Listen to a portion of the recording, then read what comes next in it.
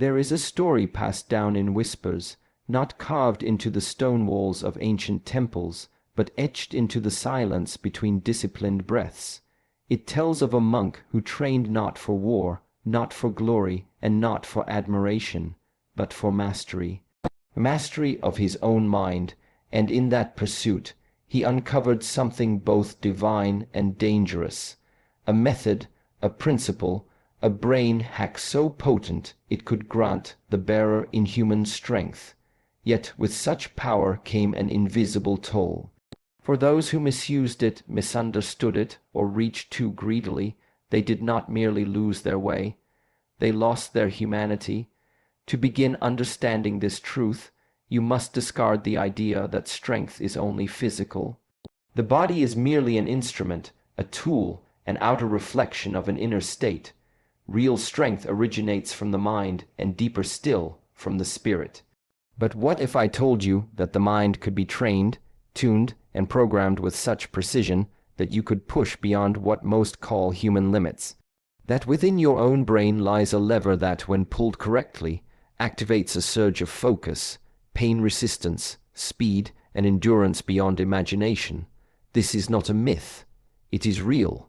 But like fire, it will warm or burn, depending on the wisdom of the one who wields it. The hack is simple in explanation, yet profound in its consequences. It is this: you must learn to become the observer of your own mind, and then command it. Not request, not hope, not wish, command it. There lies the divide between those who try and those who become. The observer sees the fear arise, but does not become the fear. The observer notices the body ache, but does not become the pain. The observer hears the voice that says stop, and answers no. This is the first gate. You see, most people live their lives reacting. They do not act, they are acted upon. Their minds are constantly hijacked by external noise and internal weaknesses. They are conditioned from childhood to obey every signal from the body, to seek pleasure, to avoid discomfort, to stay safe, to blend in. The hack begins when you turn this conditioning on its head, when you voluntarily step into the fire of discipline. When you delay gratification long enough to hear the inner chaos, and instead of fleeing it, you sit with it, you face it, you transcend it. At first you will fail, the mind will rebel, it has grown fat and lazy from years of soft living. But with persistence and patience, a shift begins. You move from reaction to intention, from emotion to execution, from chaos to clarity. The very neuroplastic structure of your brain begins to change. Synapses rewire, dopamine gets retrained, focus sharpens, awareness expands, and soon you will find that you no longer waste energy fighting distractions. They vanish before they reach you. Now you are tapping into the reservoir of untapped potential. You begin to operate with stillness under pressure. The breath slows. The heartbeat aligns with the rhythm of your will. You do not lift weights with your body. You lift them with your resolve. You do not endure long hours of study or work through brute motivation. You do it through identity. You have become the kind of person who does not negotiate with weakness. And that is the most dangerous ability on earth. Let me explain why. The moment you realize that your mind can override pain, override fear, override fatigue, and override temptation, you are free. But freedom is a blade with two edges.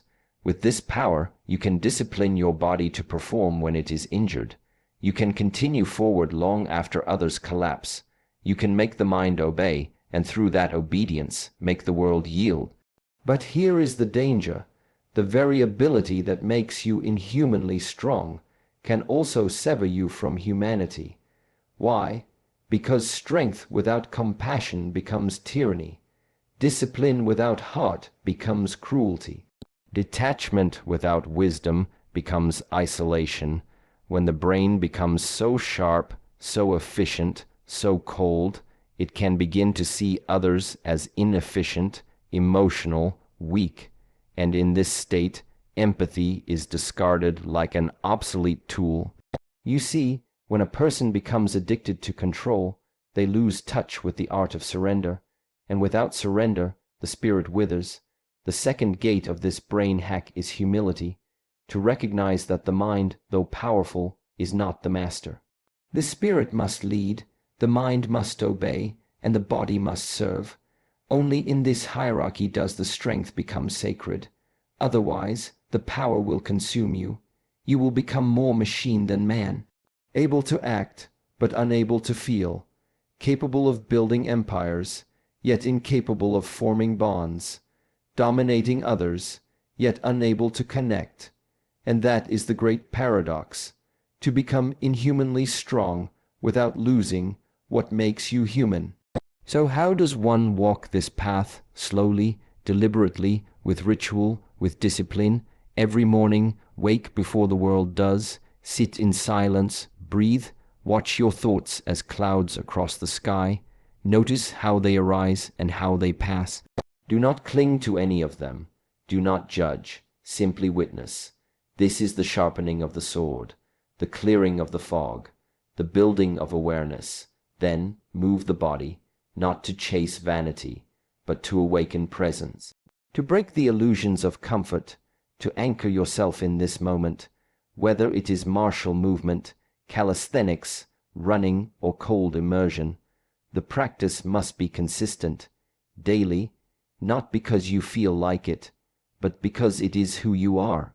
Discipline is the soul's signature etched into time. Then comes the training of the will. Set a task that stretches you, a challenge you would rather avoid. It could be physical, it could be intellectual, it could be spiritual. Choose it not for pleasure, but for growth, and complete it regardless of circumstance. This is how you teach the mind that it does not get to quit when things are hard, that you, the conscious being, are in charge. Next, you must refine your inputs. The mind is like a garden. It grows what you plant. Stop consuming what numbs you. Cut out the media that agitates your emotions and distracts your attention. Feed yourself with ideas that elevate you. Read what makes you think. Watch what makes you still. Listen to what reminds you of your values. Surround yourself with voices that speak truth even when it stings. Lastly, serve. Use your strength to lift others. Not to dominate, but to support. This is the final test of power. Can you hold space for someone else's suffering without needing to fix it? Can you be present in the face of another's fear without needing to assert your superiority? True strength is not loud, it is still. It does not seek credit. It creates peace. When your presence alone calms the room, not because of intimidation, but because of alignment, that is mastery. The road to this level of discipline is long, and it is not for everyone. Most will choose the comfort of excuses over the discomfort of growth. Most will say, "I can't," long before they've even tried. Most will seek shortcuts, secrets, and saviors, hoping to be rescued from the very mind that enslaves them. But not you. If you have heard this far, then something within you is ready, ready to rise, ready to remember what it means to live from the center of your being. And so I remind you, the mind is not the enemy. It is the gateway, but you must be its master, not its servant. Train it with the precision of a monk. Temper it with the compassion of a healer. Strengthen it like steel, but polish it like a mirror, so that it reflects the light of your true self. In this way, you will discover the brain hack that makes you inhumanly strong, not because it gives you power over others, but because it gives you power over yourself, not because it turns you into a machine, but because it helps you transcend the weaknesses that once defined you. This is not about becoming superhuman, it is about becoming fully human. But if you forget the heart, if you abandon compassion, if you sever your connection to the sacred pulse of life that exists within all beings, then your strength will turn into a curse. You will walk through the world untouched, but also unloved, unshaken, but also unmoved.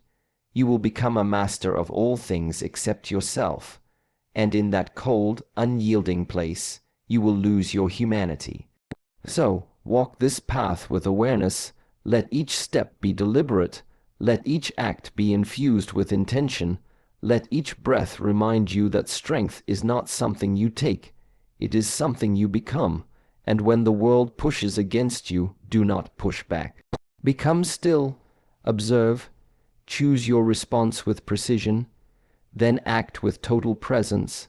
This is the way, this is the ancient discipline, the hidden art, the quiet revolution within. It is not found in noise. It is not broadcast in shouts. It is cultivated in silence, tested in darkness, and revealed in the light of your daily living. Those who walk this path will not need to explain their strength. It will be felt. It will radiate, it will inspire, and that is the greatest legacy one can leave, not a record, not a monument, but a vibration of discipline and presence that echoes through the lives of others. So now I ask you, will you become the master of your mind or remain its slave? Will you cultivate a strength that uplifts or one that destroys? Will you unlock this power and walk with humility, or will you let it consume you in the pursuit of control? The choice is yours. And in the quiet place between thought and action, where the mind can be rewired, where the soul speaks without words, that is where the transformation begins. Let us go deeper into this silent practice. For the one who truly understands the power of the mind is not the one who shouts it from rooftops, but the one who walks into every room with presence so still, even the air feels the difference. This presence is not built through loud affirmations or temporary motivation. It is not born from hype or adrenaline. It is forged in repetition, in the unseen moments, when no one is watching, when the world offers 1,000 distractions, and yet you return to your breath, to your work, to your path, like a river returns to the ocean, naturally, without hesitation. The strength you are seeking does not come all at once, and that is the point, for if it came instantly, it would not be earned. You would not be transformed. You would simply wear a mask of power while still trembling inside. Real transformation is slow, and in that slowness lies the purification. When you wake up in the morning and the comfort of sleep begs you to stay in bed, but you rise anyway, that is the seed of power. When your body aches but you keep moving, not recklessly but mindfully, that is the forging of resilience. When your mind wants to give in to doubt, but you remain steady in your commitment, that is the awakening of strength that cannot be taken. Understand that the mind is like a wild horse. If you chase it with aggression, it will resist. If you ignore it, it will wander into chaos. But if you are patient, consistent, and respectful in your training, it will carry you farther than you ever imagined. Do not underestimate the quiet rituals of self-discipline. They may look simple, a breath, a posture, a daily walk, a cold shower, but behind every simple action is a doorway, and when entered with intention, that doorway leads to the parts of yourself you have never met before.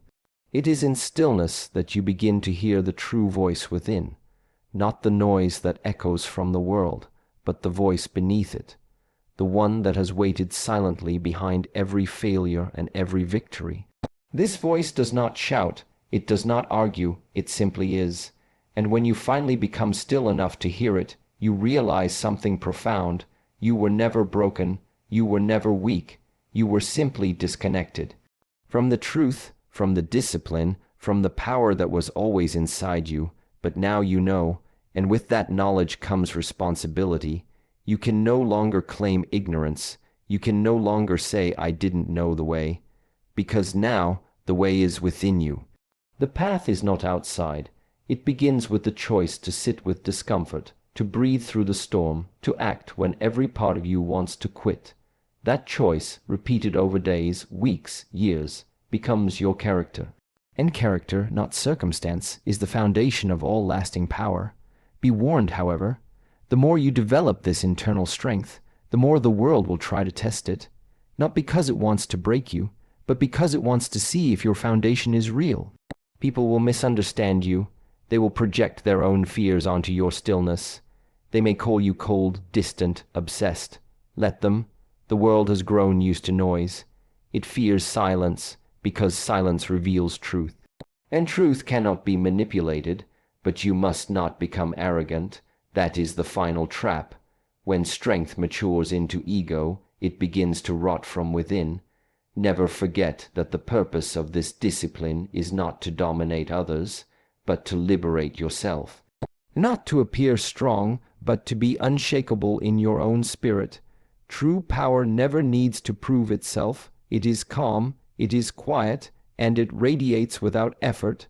Train the mind to see through illusion, to not be seduced by praise or broken by criticism. Learn to move with clarity when others are confused, to act with purpose when others are paralyzed by doubt.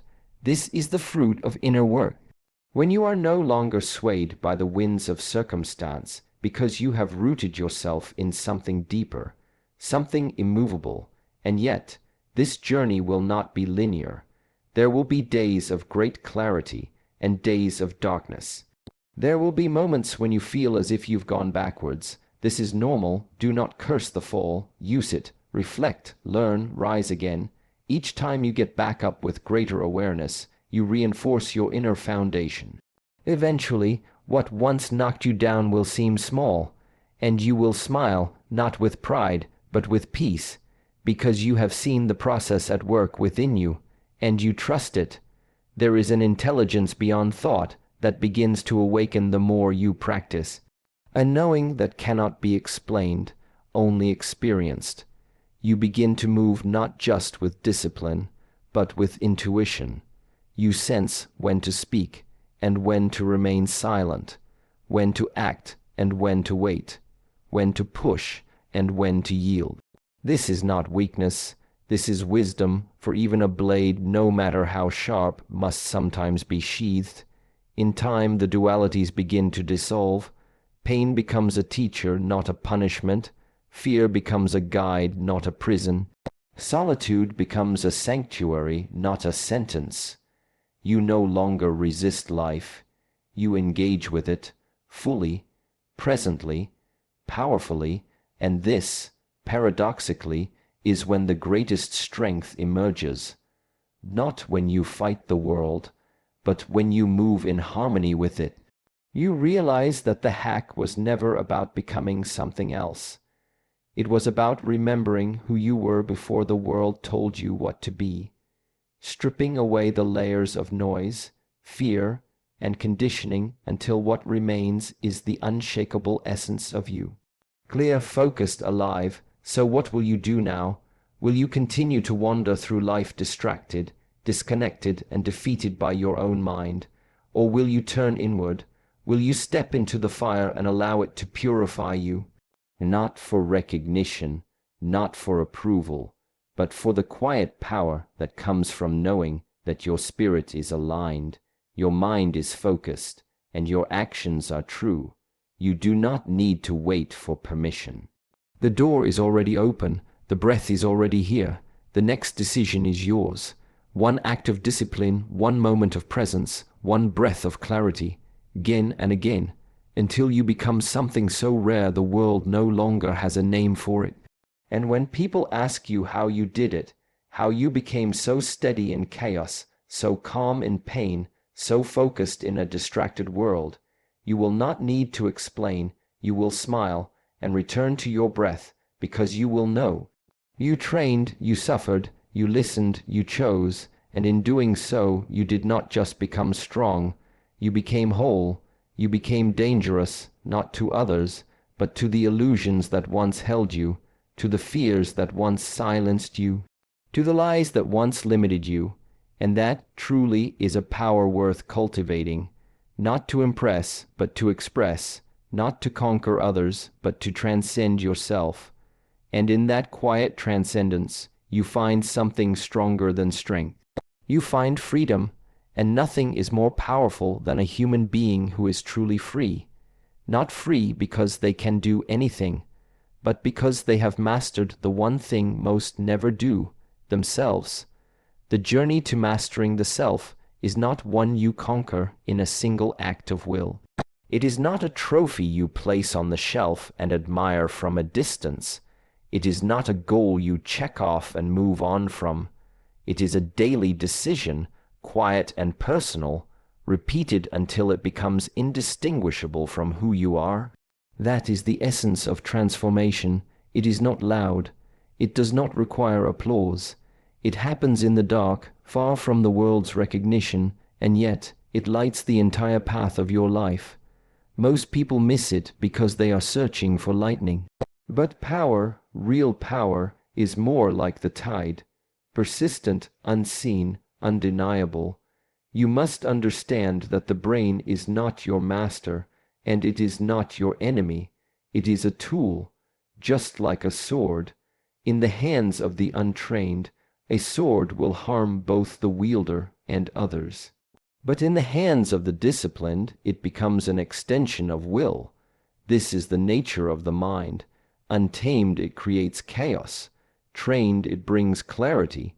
Do not be fooled by its complexity. The mind, like the body, responds to consistency.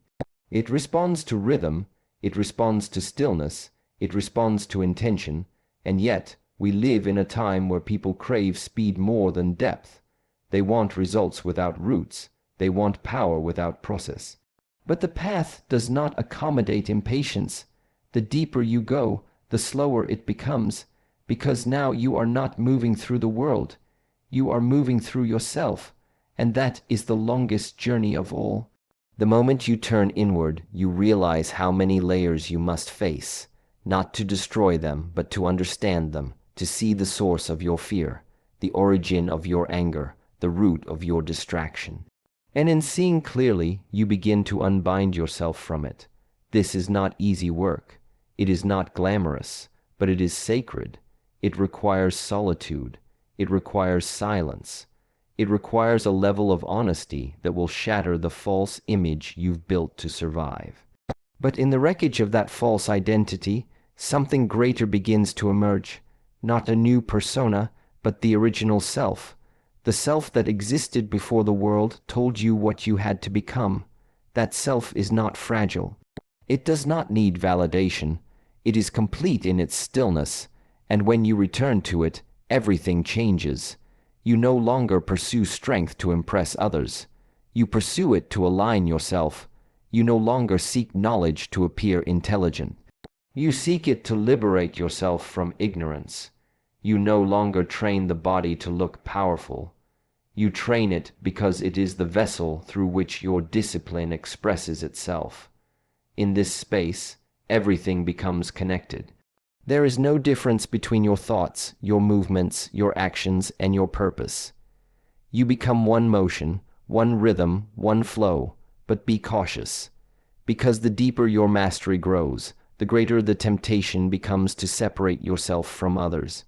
That is not the way. You are not here to rise above the world. You are here to rise within it, to move through it like a flame, burning with clarity, not destruction. There will be many who do not understand you. Many who mock your discipline, many who question your stillness. Let them. You are not here to be understood by all. You are here to be true to yourself. Remember, you do not owe the world an explanation for your path. But you do owe yourself commitment. You owe your breath attention. You owe your actions precision. You owe your life presence. Because if you do not give yourself these things, no one else will. The world is too loud, too fast, too chaotic to offer you peace. You must create it, with your choices, with your habits, with your stillness. Do not be afraid of isolation. It is in solitude that the most ancient wisdom is revealed. When there are no distractions, you meet yourself fully. And in that meeting, you realize that much of your suffering came from resistance, not to the world, but to your own truth. To live in harmony, you must first stop running, sit, breathe, listen. There is an intelligence within you that knows what to do. But it does not scream, it whispers, and you must become quiet enough to hear it. With each breath, with each step, with each disciplined act, you are not just changing your mind, you are restructuring your energy.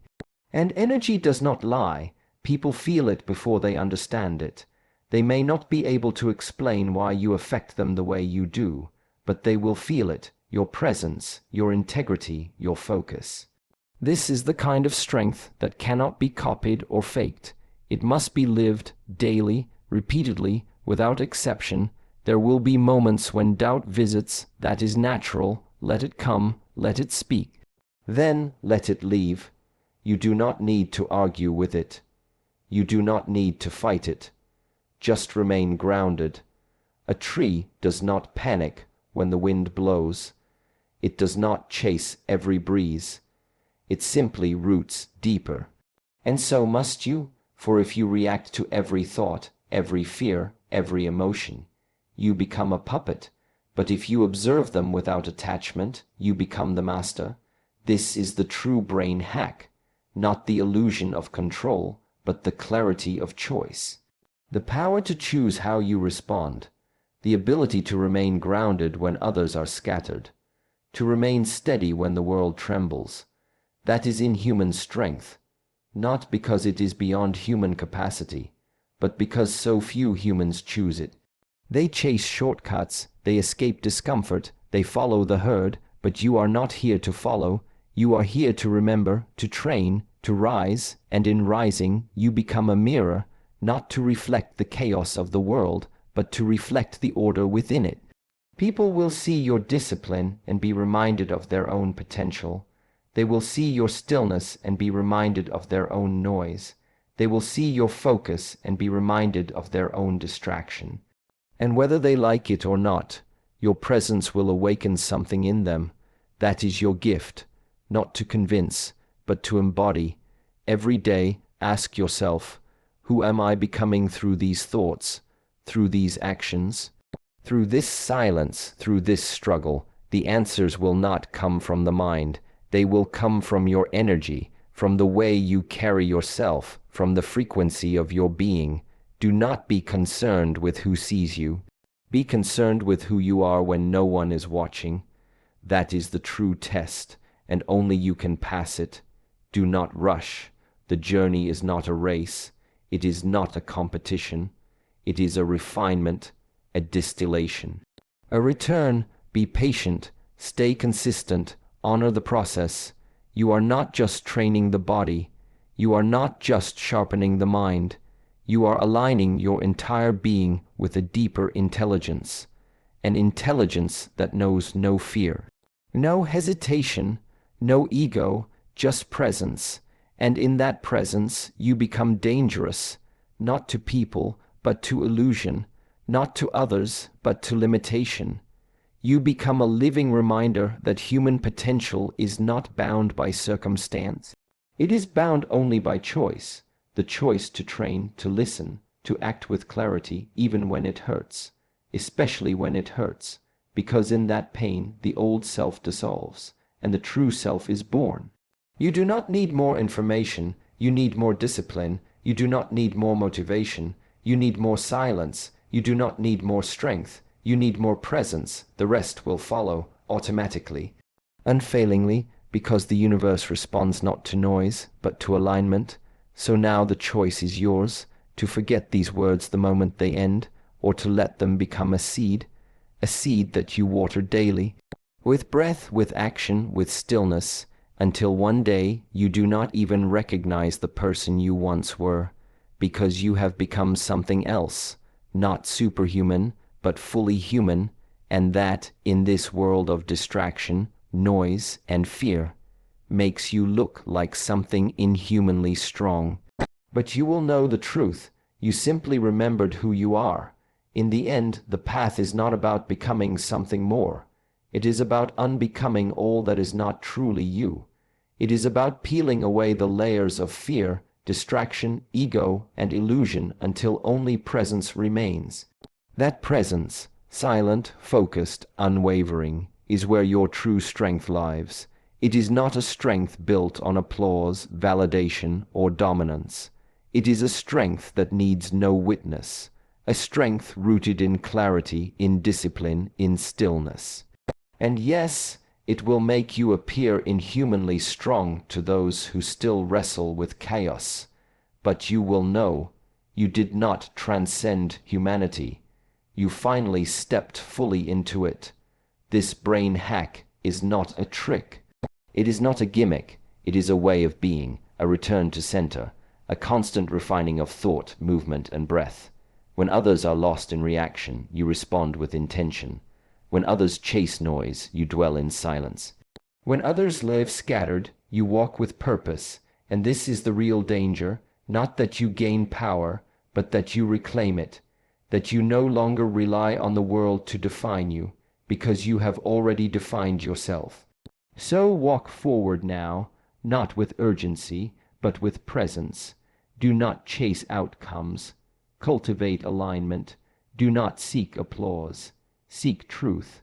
And when the world asks how you became so strong, so focused, so clear, you won't need to answer. Your life will say everything.